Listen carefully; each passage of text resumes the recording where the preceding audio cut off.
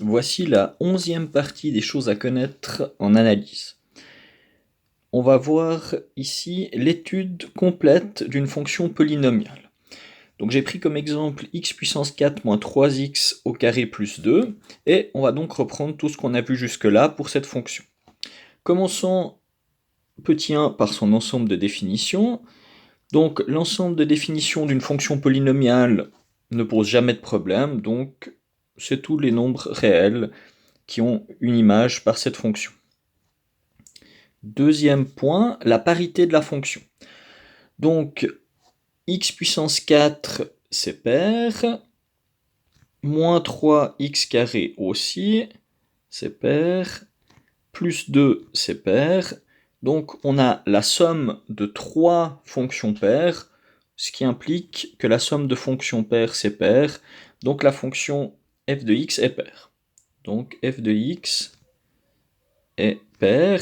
Si on veut le vérifier mathématiquement, il suffit de vérifier que f de moins x c'est égal à f de x, c'est-à-dire vérifier que moins x à la puissance 4 moins 3 fois moins x à la puissance 2 plus 2, ça donne la même chose que f de x. Et là, comme les puissances sont paires, les moins vont donc disparaître, donc moins x à la puissance 4, ça revient à x puissance 4, moins x à la puissance 2, les moins partent, ça fait x puissance 2, et le plus 2, il bouge pas, donc c'est bien une fonction paire. Donc ça nous sera utile pour la représenter graphiquement dans la dernière étape. Point numéro 3, on va chercher les intersections avec les axes OX et OY. Donc on commence par l'ordonnée à l'origine. L'ordonnée à l'origine, on l'obtient donc en calculant f de 0.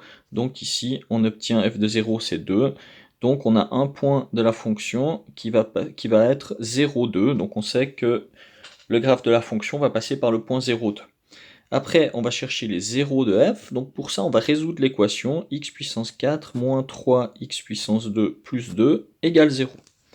Donc là, on va faire un changement de variable puisqu'il y a x puissance 4 et x puissance 2. On va poser que y c'est égal à x carré, et on obtient donc y carré moins 3y plus 2 égale 0. On factorise, on obtient y moins 2 fois y moins 1 égale 0. On refait le changement de variable inverse. On obtient donc x carré moins 2 fois x carré moins 1 égale 0. Et donc on a comme solution moins racine carrée de 2, moins 1, plus 1 et plus racine carrée de 2. Donc là, on voit bien que la fonction est paire. On a moins racine de 2 plus racine de 2, moins 1, 1. Donc c'est toujours le cas si la fonction est paire. Si on a un 0, si un nombre est un 0 de la fonction, et bien forcément que son opposé doit l'être aussi. Donc voilà pour les intersections avec l'axe OX ici. Maintenant, une fois qu'on a fait ça, on va chercher le tableau des signes. Donc tableau des signes de la fonction. Donc notre fonction, elle s'est factorisée en x carré moins 2 et x carré moins 1. Je les garde comme ça, ce sera plus rapide que si je mets les facteurs de degré 1. Donc on a 4, 0, moins racine de 2, moins 1, 1 et racine de 2. Maintenant, x carré moins 2, c'est une parabole, c'est une fonction quadratique. On a plus x carré, donc elle sera tournée vers le haut. Donc elle va s'annuler en moins racine de 2 en plus racine de 2. Elle sera positive avant et après et négative entre les deux racines. X carré moins 1, c'est le même principe. 0 ici, positive avant, négative entre moins 1 et plus 1, et de nouveau positive après. Et maintenant, je peux faire le produit des signes, donc plus fois plus, 0, moins 0, plus 0, moins 0, plus. Donc voilà le tableau des signes de ma fonction. Donc graphiquement, ça me donne une idée de ce que va donner la fonction. Elle sera au-dessus de l'axe avant moins racine de 2, en dessous de l'axe jusqu'à moins 1, et ainsi de suite. Ça me donne une idée de ce que va donner la fonction après. Maintenant, 5 et 6, on va vérifier s'il y a des asymptotes. Donc 5, est-ce qu'il y a des asymptotes horizontales? Pour ça, donc asymptote horizontale, donc on va horizontale. Donc pour ça, on va calculer la limite quand x tend vers plus l'infini de f de x. Donc là, ça va être équivalent, comme c'est un polynôme, à la limite quand x tend vers plus l'infini du monôme ayant la plus haute puissance, c'est-à-dire x puissance 4, et donc ça fait plus infini. La limite quand x tend vers moins l'infini de f de x, c'est équivalent à la limite quand x tend vers moins l'infini de x puissance 4. Comme la puissance est paire, eh bien un nombre négatif à la puissance paire devient positif, donc on obtient aussi plus infini. Donc ça nous donne une idée de comment va se comporter la fonction lorsqu'on va la représenter graphiquement. Elle va tendre vers l'infini, vers plus infini, aussi bien à droite que à gauche, mais ça veut dire qu'il n'y a pas d'asymptote horizontale. Donc pas d'asymptote horizontale. Maintenant, pour les asymptotes verticales, il n'y en a forcément pas, puisque l'ensemble de définition de la fonction, c'est R. Donc pas d'asymptote verticale, car l'ensemble de définition de la fonction f, c'était l'ensemble de tous les nombres réels. Pour qu'il y ait une asymptote verticale, il faut qu'on ait des points qui n'appartiennent pas à l'ensemble de définition. Maintenant, une fois qu'on a fait ça, le point 7, on va chercher les dérivées premières, dérivées secondes, et puis étudier le signe de chacune de ces dérivées. Donc commençons par chercher f' de x. Donc f' de x, ce sera 4x puissance 3 moins 6x. Donc si on veut chercher le signe de f' de x, on va factoriser. Donc c'est égal à 2 fois x qui multiplie 2x carré moins 3. Donc on voit que ça s'annule en 0, et puis il faut voir pour les deux autres 0, 2x carré moins 3, alors on va résoudre l'équation 2x carré moins 3 égale 0, ça fait 2x carré égale 3, x carré égale 3 demi, donc x c'est égal à plus ou moins racine de 3 sur 2, donc racine de 3 sur racine de 2, si on l'écrit un peu plus correctement, ça va nous donner x égale plus ou moins racine de 6 sur 2. Donc voilà, maintenant on va faire le tableau des signes de f' de x. Donc f' de x, on va avoir 3 zéros possibles. On a donc moins racine de 6 sur 2, 0, racine de 6 sur 2. On a 2x, on a 2x carré moins 3, et puis donc f' de x. Donc 2x s'annule en 0, positif à droite, négatif à gauche. 2x carré moins 3, c'est de nouveau une parabole ouverte vers le haut, donc 0, 0, plus, moins, plus. Et donc si on fait le récapitulatif, moins fois plus, ça fait moins, 0, plus, 0, moins, 0, plus. Donc voilà le signe de f' de x.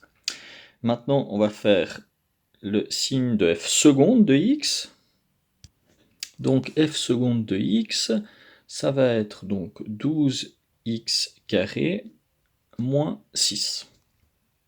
On cherche quand est-ce que f seconde de x s'annule, donc on va résoudre l'équation 12x carré moins 6 égale 0. Ça veut donc dire 12x carré égale 6, x carré égale 6 sur 12, c'est-à-dire une demi. Donc x serait égal à plus ou moins la racine de une demi, ce qui fait racine de 2 sur 2. Donc plus ou moins racine de 2 sur 2. Donc maintenant, on va faire l'étude du signe de f' de x. Donc f' de x, c'est 12x carré moins 6, on peut le faire en une fois ici. Donc on aura moins racine de 2 sur 2, racine de 2 sur 2. De nouveau, c'est une fonction quadratique ouverte vers le haut puisque c'est plus 12, donc ça fera plus 0, moins 0, plus. Donc j'ai pas besoin de la ligne du bas. Voilà, alors maintenant on va faire le tableau complet pour étudier la croissance et la convexité de la fonction f. Alors, on va mettre toutes les valeurs que l'on a vues jusque-là qui annulaient soit f' de x, soit f seconde de x. Donc on aura moins racine de 6 sur 2, on aura moins racine de 2 sur 2, on aura 0, on aura racine de 2 sur 2, et on aura racine de 6 sur 2. De nouveau, comme la fonction est paire, on voit bien que si un nombre apparaît dans le tableau, son opposé doit aussi apparaître dans le tableau. Donc f' de x, on avait cherché son signe, ça s'annulait en 3 points, et elle était négative, positive, négative, et à nouveau positive. Donc qu'est-ce que ça nous apprend sur f de x? Ça nous dit que f de x décroît, croît ici, décroît de nouveau, et croît de nouveau. Donc là, on a un 0 pour f' de x, on voit qu'on est descendu, puis qu'on remonte juste après, donc c'est un min. Ici, on monte, puis on redescend, donc c'est un max. Ici, on descend, puis on remonte, c'est un min. Maintenant, si on regarde f seconde de x s'annulait donc en moins racine de 2 et en plus racine de 2. Elle était positive avant, négative au milieu et positive après. Donc qu'est-ce que ça nous dit pour f de x? Ça nous dit que f de x est convexe ici, que là on a un point d'inflexion, qu'elle est concave ici, que là on a un point d'inflexion et qu'elle est à nouveau convexe après. Voilà. Donc maintenant, il nous reste à chercher quelques points supplémentaires pour pouvoir faire l'esquisse du graphe de la fonction. Donc on a déjà pas mal de points qui ont été cherchés au début, on a les intersections avec les axes, on a 5 points qui sont déjà connus, 1 sur l'axe OY et 4 sur l'axe OX. Alors on va chercher encore 1 ou 2 points, on va calculer f de moins racine de 6 sur 2, qui est donc, d'après notre tableau ici, un minima. Ce point, ce sera la même valeur que pour f de racine de 6 sur 2, parce que la fonction est paire, donc on peut le calculer une seule fois. Alors je vous laisse calculer à la calculatrice, on devrait arriver à moins 1 sur 4.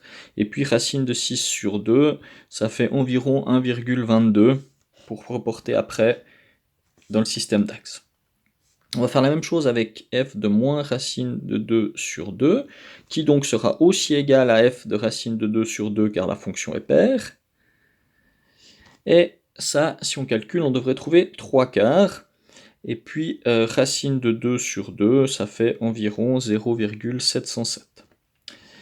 Et puis, peut-être calculons encore f de moins 2, qui sera égal à f de 2. Et là, si on calcule, on devrait arriver à 6. Voilà, donc on va reporter tous ces points dans notre système d'axes. Donc premièrement, on avait le point 0,2, ici, l'ordonnée à l'origine. On avait le point moins 1, 0, qui était un 0, le point 1, 0 aussi. On avait le point moins racine de 2, 0, et le point plus racine de 2, 0, que j'ai placé là, à peu près. Et puis, on a encore le point moins racine de 6 sur 2 qui allait à moins 1 quart. Le point racine de 6 sur 2 moins 1 quart aussi, le point G. Les points d'inflexion, donc moins racine de 2 sur 2, 3 quarts, et racine de 2 sur 2, 3 quarts, H et I. Et puis, il y a encore les deux points supplémentaires qu'on a calculés, f de moins 2 et f de plus 2, qui valait donc 6. Donc, on a encore 2 points, un ici et un ici. Donc voilà, avec tous ces points, on peut donc maintenant essayer d'esquisser la courbe de la fonction. Donc les points H et I, c'est les points d'inflexion, donc ça va changer.